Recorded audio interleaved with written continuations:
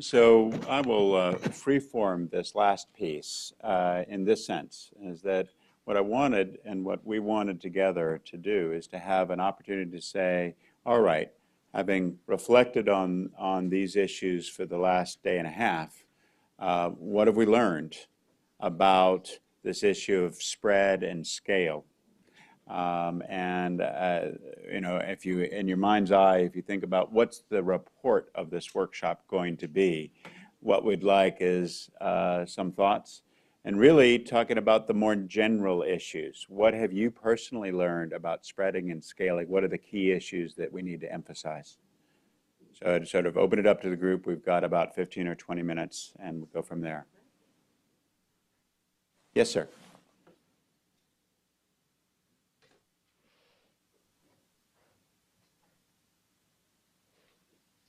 Not Steve Shannon, but I'm going to take his chair since it's there.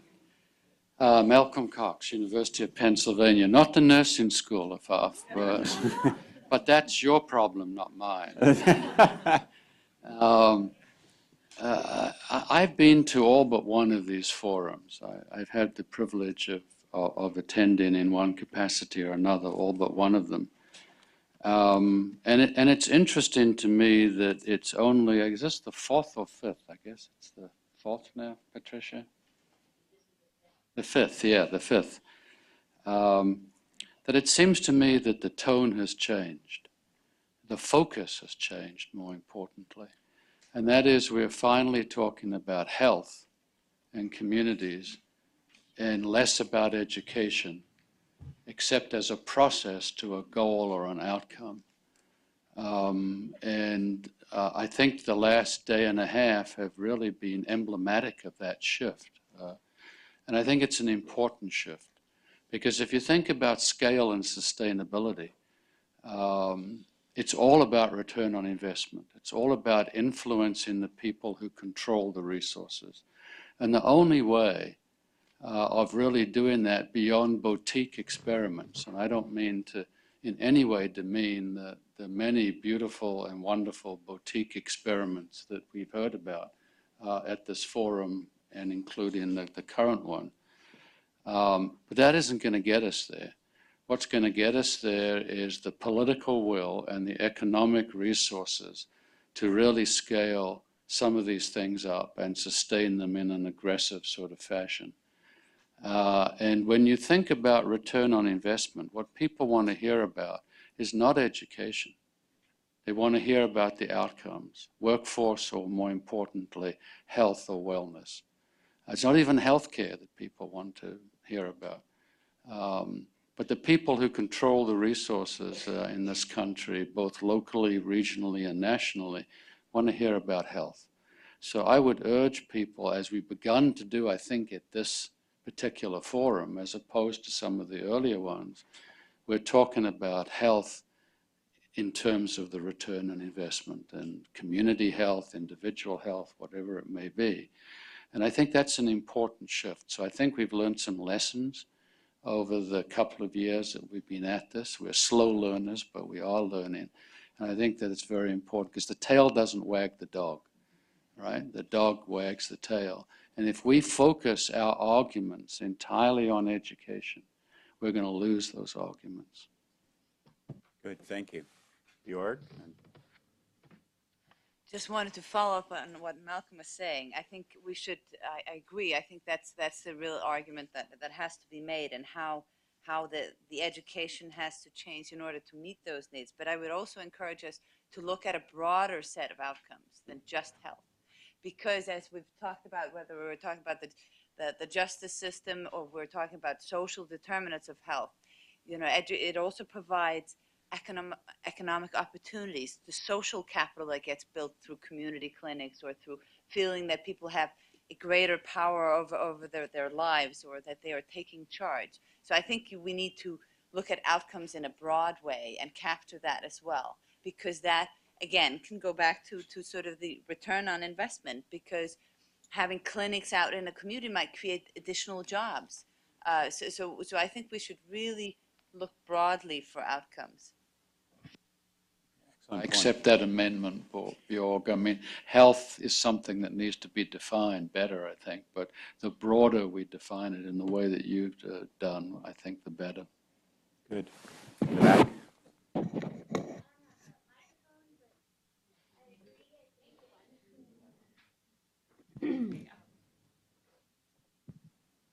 I agree that in order to actually make a big change, you have to have the payers here at the table.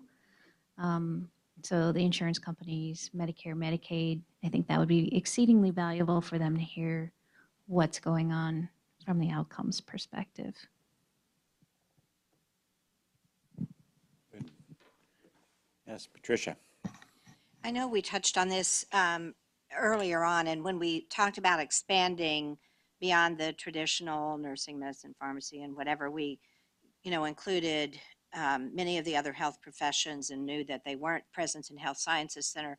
What I think this particular one has really pushed us is to thinking about roles of the community health workers. It's way beyond what we would traditionally define as healthcare providers. And so I think this particular one has really made us not only think about connection, but preparation from the mental health facilitator. How do these things come together, and that we're not as separated from our communities maybe. I mean, we're more separated than we should be, but not necessarily always think about it in that health professions. We got to think about that definition. Great. Thank you very much. Patricia, Jan, Warren, go. I just wanted to make a comment to not throw the baby out with the bathwater. We've been talking about health professional education probably for a couple of years, and I totally agree about you got to take it to the patient outcomes, you got to take it to the health. I understand all that. But as I reflect, we're in such bad shape across our educational sector. And part of that, I have to wonder if it's because we haven't paid much attention to it or we haven't had the dialogue. And recently, I was just at that Coursera conference with over 450 global folks. And everybody was very, very excited. For the first time, they felt MOOCs was a catalyst to talk about the academic and excellence in education that is so needed, that's always kind of put under. So I don't want to throw that out, but also I agree with what Malcolm's saying too. So can we have both? Thank you. Good. Jan. I fully agree with the way that we should look in from another perspective. Actually, I'm chairing at the European Union expert panel on effective ways of investing in health. And one of the conclusions of our report was that education of health professionals should be seen as an investment and contributing to that investment. Yeah. So I think this dimension comes all over the place, also at the other side of the Atlantic.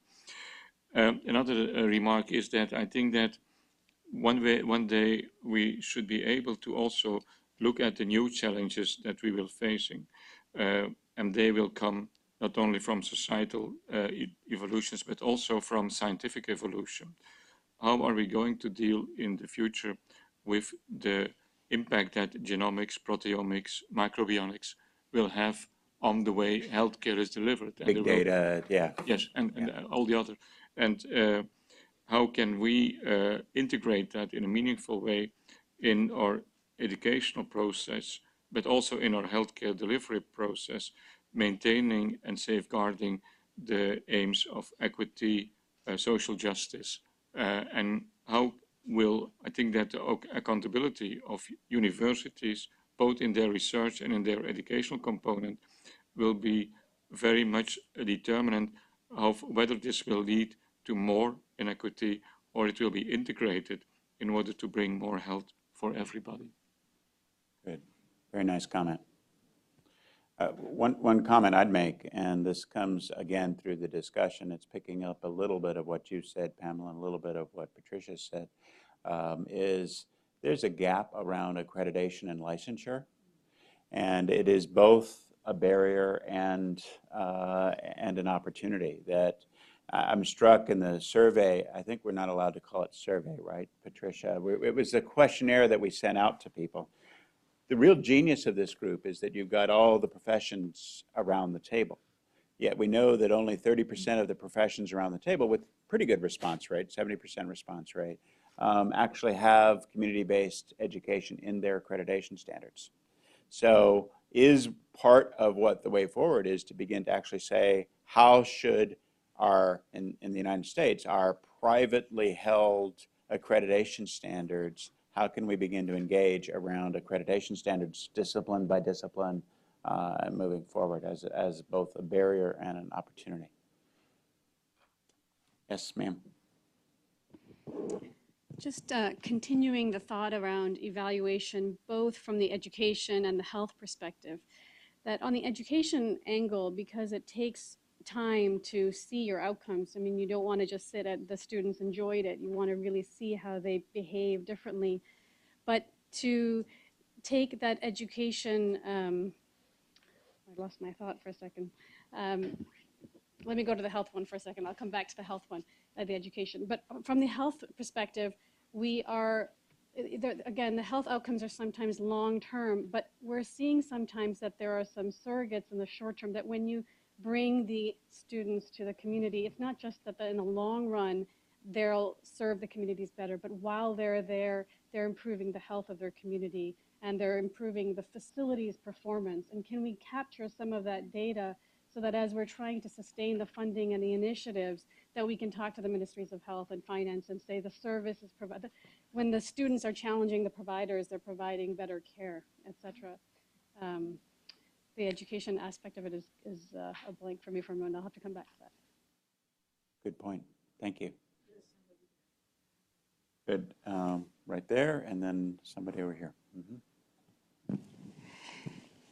I just wanted to say very briefly that an area we haven't gone into at all in this community, one that is somebody needs to go into and maybe is a future topic, is looking at all of the services in the home that are provided now through home health agencies, through community agencies. There are many training programs for nurses, for therapists, for social workers that use some of these services, and many more could. And it would give you another, not only entree into the community and into families, how families live with chronic illnesses and what that is, but really important for all of your healthcare professionals. And many years ago, we ran educational programs for all of them and for urban planners and architects and everybody. And I know it's a resource that education people should be thinking about. How do we reach out to these, and a platform where we could educate interprofessionally, because that's the way the care is provided. Excellent. It's a niche we can go into. Yes, sir. And then come back over there. This relates to the point that you raised, Warren, about the accreditation part of it. So the traditional sort of three-legged stool that has supported all of this has been credentialing, accreditation, which is for institutions, and then certification/licensure. In some of the conversations I've had around here, I know of two accreditation agencies in the United States that also accredit internationally. There may be others that I'm not aware of, but public health and veterinary medicine for sure do that. And there may be some others that I'm... In medicine, that's true. Yeah, nursing. Okay, good. So the point is that part of this discussion, I think, eventually has to get to the issue of how do you do this on a global scale. I don't think we're going to have, one unified field theory here of how to do this, but I do think that there is the basis for a pretty substantial global frame of reference for doing this, recognizing regional variations and a variety of other things. But I think at some stage we're going to need to talk about, if we're really serious about this as a global movement, social movement, if not movement in education, what's the infrastructure? How do we make this happen? And how do we scale it up, not just to the South Bronx, but all the way to the rest of the planet? So I'm hearing the One Health, One Globe initiative being launched here. Bjork. And then wanted to say that there are several global processes that are taking place simultaneously, and I think it's really important that this group feeds into that. That, for example, The World Health Organization came out with guidelines on transforming education for health professional for health equity that came out, and both Jan and I are working on a group to follow up on that. There was a big conference in January called the Prince Mahidol Ward Conference. So there's lots of initiatives, but I think what is really exciting about this group, which I think is very unique, is this interprofessional approach. I haven't seen a platform, so many people from so different groups. So I think that you have a lot to contribute there. And I think there's other efforts around the globe that, so I think it's important to establish dialogues and a platform for sharing lessons learned. So this is a really opportune time for. Yeah, I would agree with you. I think there's an enormous amount of activity going on. I do think at some point you still need to get more specific about what does that infrastructure actually look like. Right. And move this forward. And the other thing I'd say is that we, I think, have had a number of examples at this forum of the dark side of regulation, right? There's a lot of innovation that has come because of our existing licensure. And while there are opportunities, there are also real threats.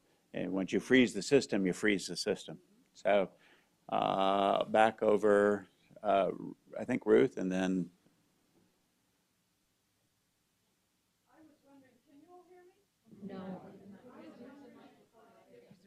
Members of the group had been involved in the Federal Register notice from FTC examining healthcare competition, because comments just went back in at the end of April, and some of the comments from persons related to my particular interests say, depending upon state laws and rules, birth centers frequently operate in a needlessly restrictive regulatory environment, which is often exacerbated by hostile or exclusionary practices on the part of dominant provider groups, health plans, and other payers and professional liability insurers.